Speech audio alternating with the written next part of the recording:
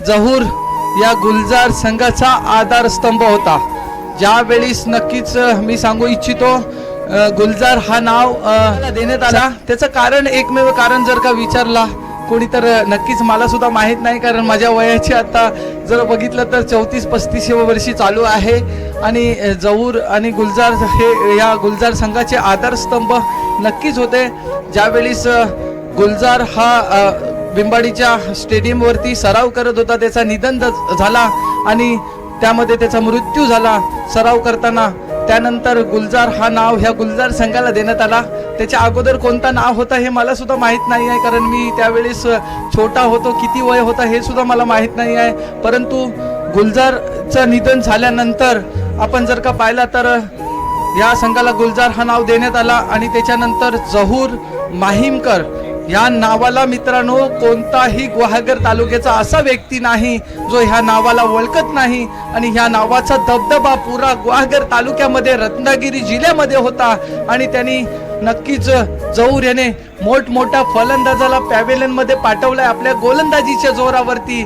तो नक्कीच एका रोड ॲक्सिडेंटमध्ये निघून गेला आमच्यामधून आणि नक्कीच त्यावेळेस गुलजार संघ थोडासा अडचणीमध्ये आला।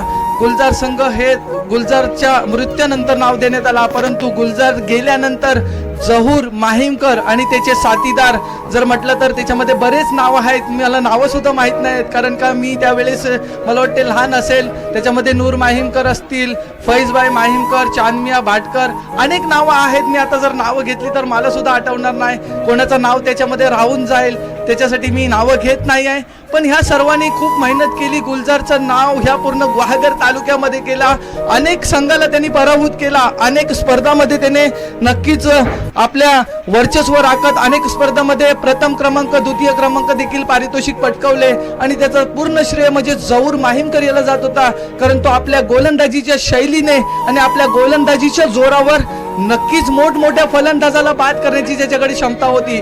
परंतु तो रोड ॲक्सिडेंटमध्ये थोडासा त्याचा मृत्यू झाला आणि त्या मृत्यूनंतर नक्कीच गुलजार संघ अडचणीत आला आणि अडचणीत आल्यानंतर नक्कीच गुलजार संघाने स्ट्रगल केला, भरपूर मेहनत घेतली आणि मेहनतीनंतर आज आपण गुलजार संघाला पुन्हा एकदा उभारणी दिली आणि गुलजार संघ पुन्हा एकदा आपल्याला उभारणी दिल्यानंतर उभा दिसतोय। आणि जर का पाहिला तर 2018-2014 नंतरचा गुलजार संघ आपण आज पाहतोय।